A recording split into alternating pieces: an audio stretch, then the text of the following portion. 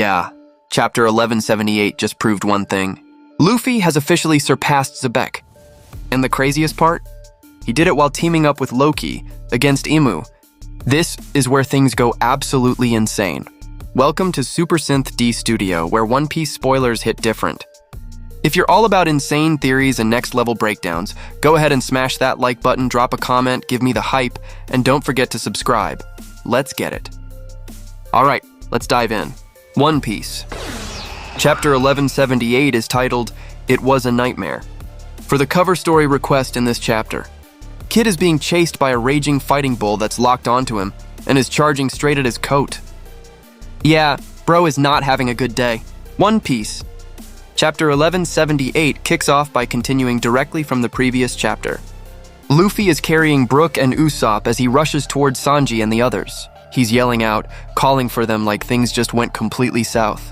Jinbe notices Luffy's arrival, while Nami is straight up shocked seeing Usopp and Brook badly injured and completely unconscious. Luffy hands Brook and Usopp over to Sanji's group, asking them to take care of both of them. Jinbe immediately asks what actually went down over there. Meanwhile, Frankie asks if Luffy needs backup. Luffy responds that if he and Loki get into real trouble, then yeah, he's counting on them. No hesitation. But Luffy tells Sanji's group to fall back a bit first, because Loki is about to go absolutely all out. As if you're the one who gets to say that? Sanji snaps, clearly annoyed. Yeah, he's not having it. The scene then shifts, showing the battle between Loki and Imu Gunko. Loki prepares to unleash his lightning breath toward Imu Gunko. Imu says, several years ago, a ship crewed by giants was spotted at sea. Its captain was said to be far larger than normal giants. However, those giants moved while hidden within a thick fog, remaining unidentified, and they only ever targeted ships belonging to the world government. Loki finally fires his lightning attack toward Imu Gunko. At the same time, Luffy returns to the battlefield after dropping Brook and Usopp off in a safe place.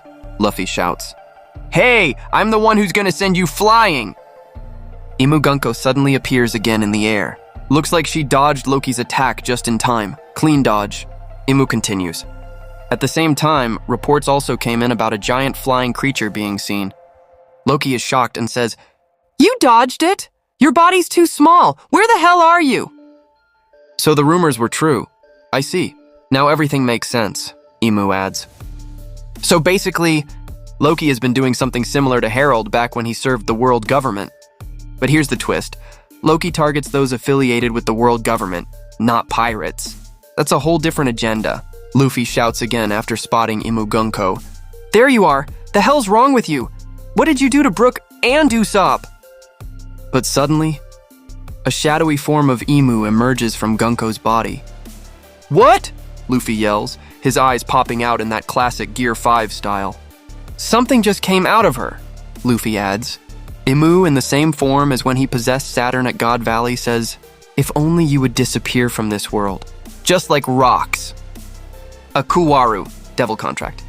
Black tentacles with a magic circle shoot toward Luffy and Loki, catching both of them off guard. Yeah, that escalated fast. Imu continues, "In exchange for a portion of your lifespan, I will grant you greater power, and in return, the two of you will come to hate each other. Domi Reversi." Imu pierces both Loki and Luffy with the shadow tentacles, just like during the fight against rocks. But Domi Reversi has zero effect on them. Nothing. Loki snaps the shadow tentacle apart, and Luffy straight up kicks it away like it's nothing. "What the hell is this? That didn't even hurt," Luffy shouts. "So annoying! Hey you just mentioned rocks?" Loki adds. Imu thinks to himself, "As expected, it seems the two of you are..." But before Imu can even finish that sentence, Luffy is already gearing up to launch his attack. Gomu Gomu no. Meanwhile, Loki returns to his normal form because his target is too small for him to properly fight. He literally can't keep up like that. Luffy attacks Imu using Gomu Gomu no Dawn Gatling, blasting holes straight through Imu's body. Rapid fire. No mercy. Loki prepares his next attack using Ragnir. The squirrel Ragnir transforms back into a hammer. This time, the hammer still retains squirrel-like features. A face and ears. It actually looks kinda cute. Not gonna lie. But yeah, it's still dangerous. Loki shouts at Luffy to move out of the way. And this is the first time Loki actually calls Luffy by his name. That's a big moment. Luffy tells Loki to hold his attack. Niflheim! Loki roars. Yup, Loki slams Imu Gunko, freezing them inside a massive chunk of ice, just completely locked in. Luffy is shocked. Whoa! So that's how you beat them? I wasn't even done hitting them yet. Gear 5 Luffy runs out of energy.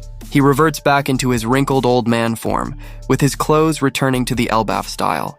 And just like that, Luffy collapses.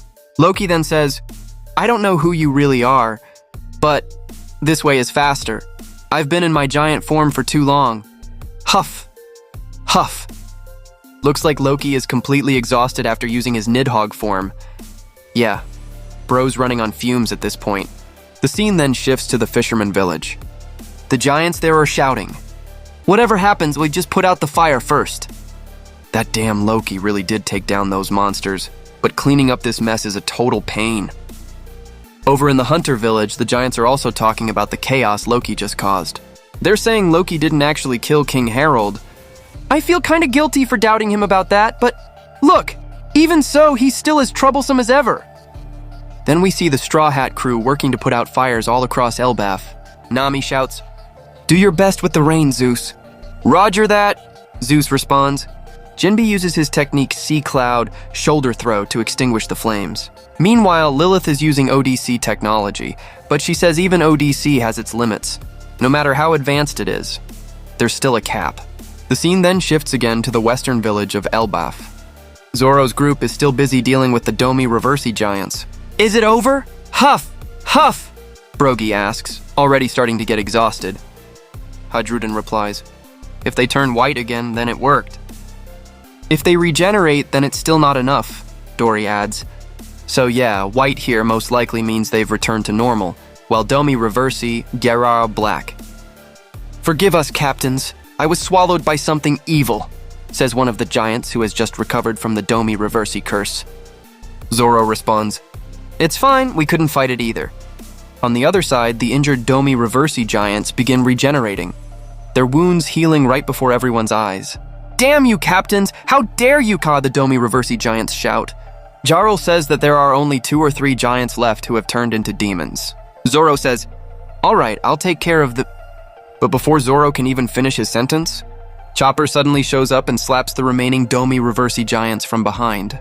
A demonic shadow bursts out from their bodies, and they instantly return to normal. Everyone there is completely shocked by what just happened. Chopper immediately calls out to Zoro. What did you just do? Zoro asks. I don't really know, but just by hitting them, I can cure their demonization, Chopper replies. Zoro responds, what is that, because you're some kind of great doctor? Eh. Even if you say that, it doesn't make me happy at all, you idiot. Chopper delivers his classic line when he gets praised, but this time, we don't see him do his usual dance. Brogy reacts. No, that's definitely it. That's amazing. Gaba baba. We're done here, but what about the others? Hadruden adds. The other giants begin reporting through Denden Mushi. No enemies spotted in the craftsman village, but there's a fire. No enemies in the brewer village either, but there's a fire. All that's left is putting it out. Confirm the status and location of the demons. Note, this refers to the 3 Knights of God. The scene then shifts to the Owl Library. Robin is shocked and calls out Saul's name. Turns out, Saul doesn't understand what actually happened either. Yup, the fire inside the library has already been put out. But the books and Biblo are nowhere to be found. Gone. Saul says, there's no doubt the inside was burning earlier, but there isn't a single trace of any books being burned. All the shelves are completely empty. Biblo the Owl is gone too. If we think about this optimistically, he took all the books with him, Robin responds. If that's the case, then I'm really relieved. But where did Biblo go? Robin asks again. The scene then shifts to Sanji and Frankie's side. Sanji says, once the counterattack started, everything wrapped up pretty fast. Frankie adds, this wasn't like some massive war against an entire organization. Even though they're knights from the Holy Land, there are only 3 of them. And still, they managed to cause chaos all across Elbaf. Killing him, whose body parts are still separated, slowly speaks. What happened to Imu-sama? The scene shifts again to the outskirts of the western village. Summers is still alive. In extreme pain, he speaks while gasping for air. How dare they? Heave! Ho! Heave! Ho! Summer's sliced face slowly begins to fuse back together. We can see a heart beating on the ground, and it looks like it has some kind of mechanical parts? Yeah, that's creepy. The scene shifts back to Luffy and Loki's location. Luffy, now in his wrinkled old man form, asks Loki for food. But Loki tells Luffy to go to the village himself, because he doesn't have any food either. No luck there. Luffy doesn't give up. He then asks the squirrel Ragnir to bring him food. But the squirrel just stares at Luffy, like, bro, really? Suddenly, the shadow form of IMU disappears from the massive ice created by Loki. Just like that. Gone. The scene immediately shifts to the Holy Land, Mary Geoise. More specifically, inside Pangaea Castle in the Room of Flowers. IMU contacts the Gorosi through a Den Mushi. Yes, IMU-sama, the Gorosei respond. IMU says, I will be leaving the Holy Land for a while. Final note, that destination. No way.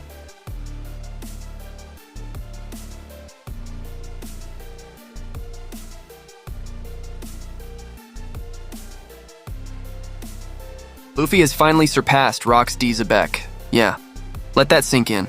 In this chapter, IMU attacks Luffy and Loki using the same Domi Reversi technique that he used when fighting Rocks D. Xebec at God Valley. But it turns out that attack has absolutely no effect on Luffy and Loki. Even though the tentacles pierce straight through their bodies, it does nothing. 0 damage. Loki literally snaps IMU's tentacle apart, while Luffy just straight up kicks it away like it's nothing. IMU states that Luffy and Loki are just as dangerous as rocks, which means they must be erased from this world immediately. No hesitation. IMU was actually about to explain why the Domi Reversi technique didn't work on them.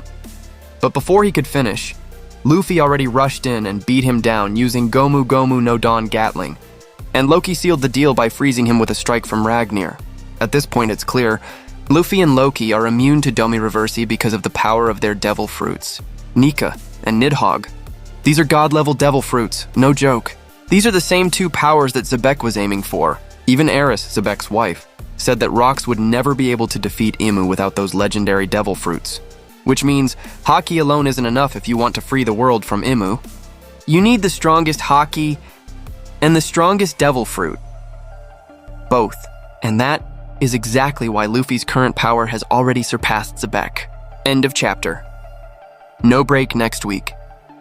So yeah, let's be real for a second. Luffy didn't just fight IMU, he resisted a power that was meant to break legends like Xebec. No effect, no damage, no hesitation, and with Loki backing him up, this might be the first time in history. IMU is actually being pushed back, which raises a bigger question. If Luffy is already stronger than Xebec, then what exactly is he about to become next? Because at this point, we're not just watching a pirate anymore. We're watching someone who's about to flip the entire world upside down. If you think Luffy has officially surpassed Xebec, drop a comment and say Gear 5 ERA right now. And if you made it this far, you already know. Hit that like button, subscribe to Super Synth D Studio, because we're breaking down every insane detail from One Piece every single week. Trust me, you don't want to miss what's coming next.